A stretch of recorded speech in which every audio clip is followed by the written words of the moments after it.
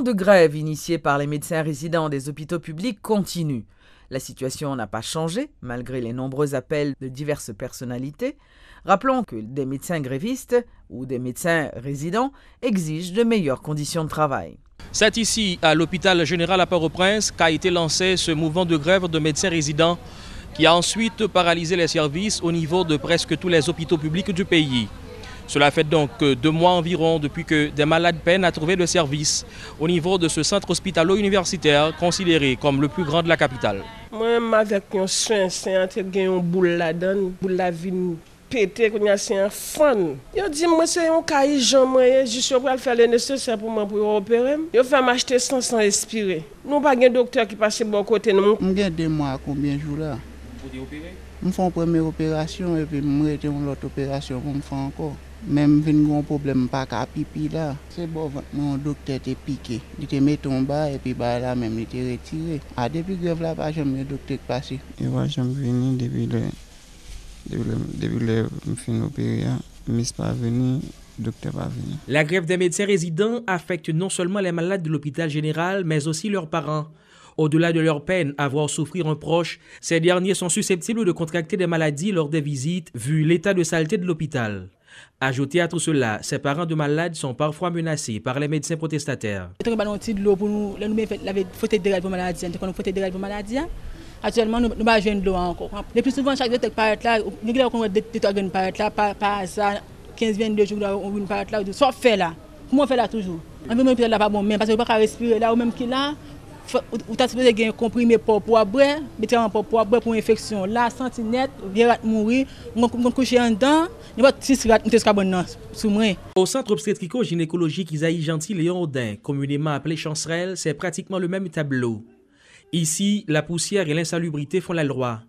Et au milieu des moustiques, du fait de la présence d'eau stagnante derrière l'hôpital, on rencontre Manise Dieu. Originaire de Petit Gouave, Manise est la seule patiente hospitalisée à Chancerelle. Sur son lit, cette femme de 29 ans porte la marque des conséquences de la grève des résidents, à la fois dans son corps, dans son âme et dans sa voix. Moi, là, à terre, je souffre. Sous compte l'éternel, parce que je n'ai aucun docteur vient coup de moi. Je vraiment senti, je commence à décourager. Il y a 2 mois depuis m'opérer. Chaque fois que je regarde play album, tête fait mal. Il fait m'envie, fait toute bagarre, même résilier. Lancée pour obtenir de meilleures conditions de travail, la grève des résidents des hôpitaux publics ne tient donc pas compte des personnes hospitalisées et encore moins de potentiels patients qui pour la plupart ne peuvent se payer des frais de santé dans les hôpitaux privés. Ça ne peut plus durer. C'est le cri que ces personnes hospitalisées adressent aux autorités. Pour l'État fait tout moyen possible, nécessaire pour sauver vie reste moun qui pas comme mourir. Bon, mais pendant ce semaine là pour ouvrir l'hôpital là et opérer et puis pour me reprendre activité l'école moi. Malgré les négociations engagées, résidents et autorités sanitaires ne sont toujours pas parvenus à juguler la crise qui sévit dans les hôpitaux publics depuis environ 2 mois, alors que presque au quotidien des personnes en meurent.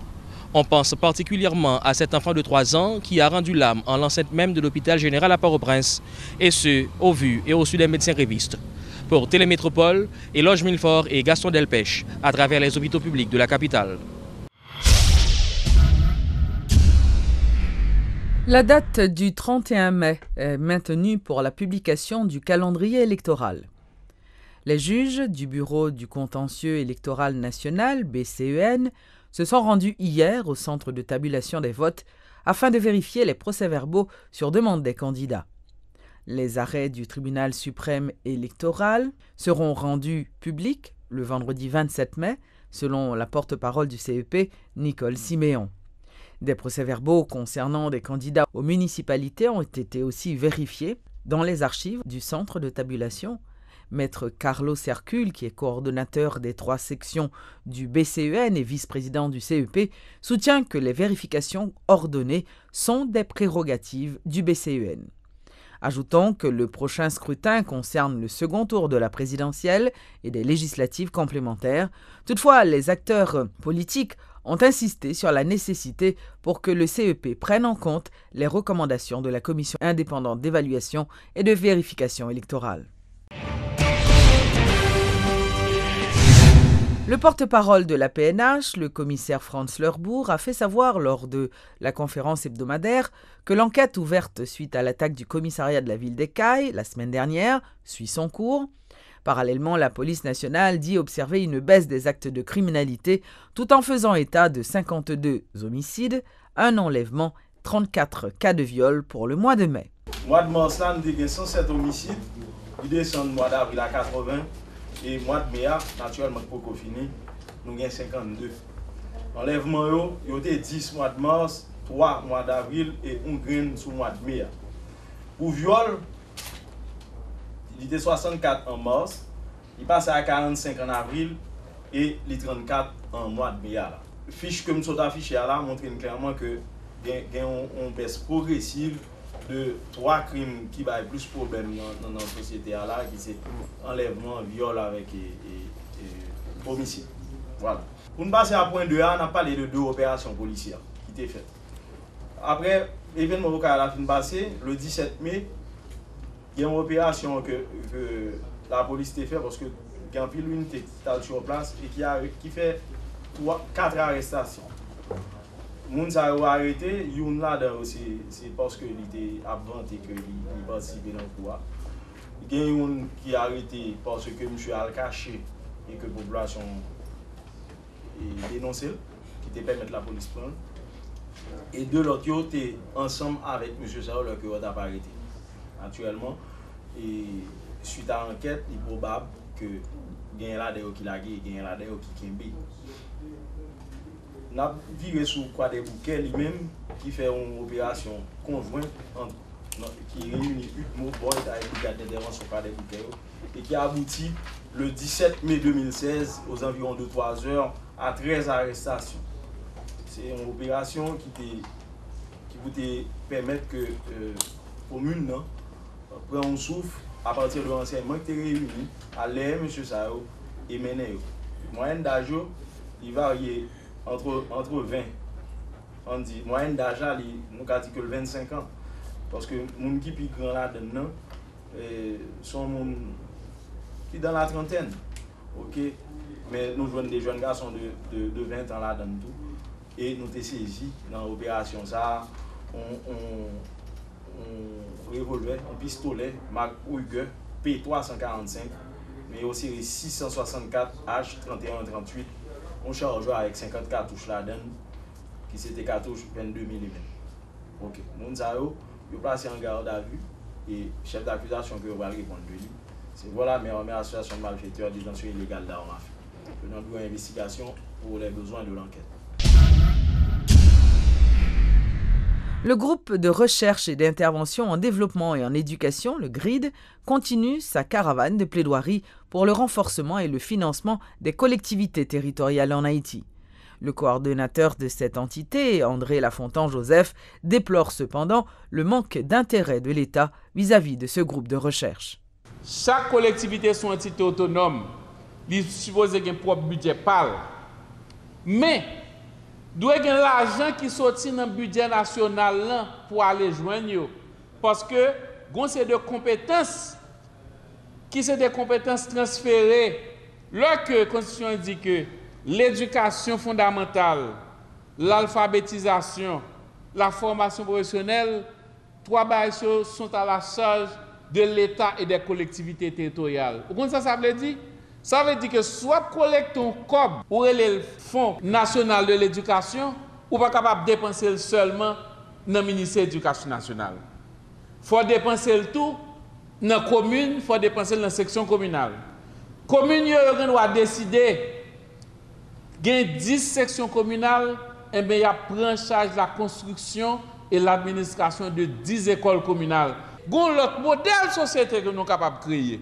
Mais malheureusement, pas de vision jusqu'à présent. C'est vision que pas de. Moun yo dit que pas de cob en Haïti. Eh bien moi-même personnellement moi dis que c'est menti. Haïti pas grand pile cob, mais Haïti gon paquet de cob cap dépenser mal. L'on analyse le budget ouais gon paquet de cob cap dépenser mal.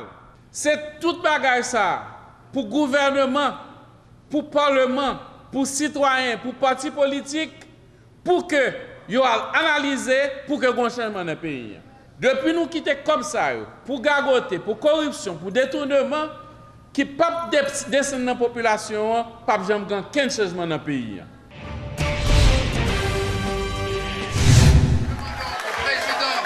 Une cérémonie spéciale a été organisée au lycée Alexandre Pétion qui célèbre son 200e anniversaire. Le ministre de l'Éducation nationale et d'anciens élèves ont répondu présents à cette activité de commémoration.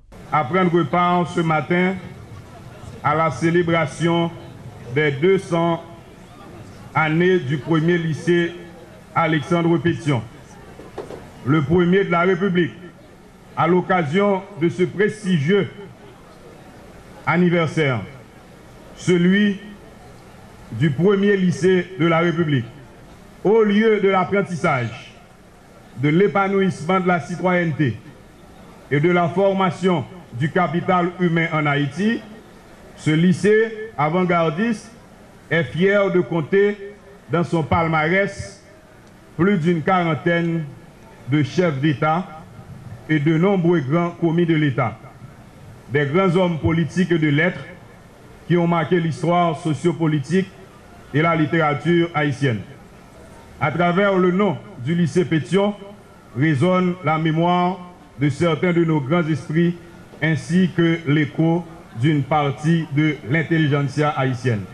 Ensemble, nous pouvons changer la donne pour que cette éducation de qualité dont nous rêvons tous devienne une réalité avec l'apport de chaque citoyen et citoyenne. Vive le lycée Alexandre Pétion, vive l'éducation pour le bonheur de nos enfants. Merci de votre grande attention. Je suis François Duvalier,